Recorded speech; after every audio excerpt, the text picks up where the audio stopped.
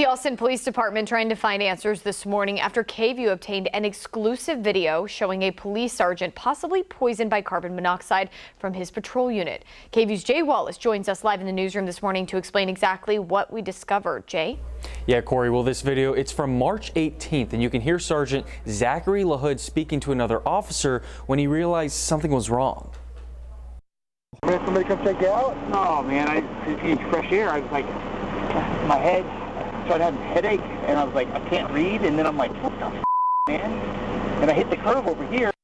Sgt LaHood remains off the force on medical leave and says he's suffering from severe neurological injuries because of what happened. And the problem is a known issue with Ford Explorers where carbon monoxide can get into the vehicle. The video has just been released as we're learning the problem is getting worse. Friday night, 2 officers in an Explorer were treated by EMS and reported headaches after the carbon monoxide detectors went off in their car. Then Saturday night, officers in 2 separate incidents reported their detectors went off in their Explorers. And now last night, an officer was also evaluated for symptoms after a detector went off, and the department, it's working to quickly come up with a solution.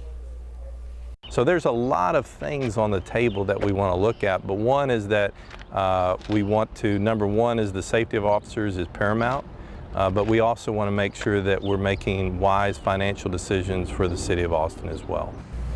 And so now the department is considering renting cars to replace the SUVs they have in place now, or replacing their fleet of nearly 400 Ford Explorers altogether. And after the first incident, APD added the carbon monoxide detectors to all of these vehicles. This dash cam video lasts nearly 20 minutes where you can hear the Austin police sergeant talking about his symptoms with his colleague. You can find that video and more background to this issue on KVUE.com.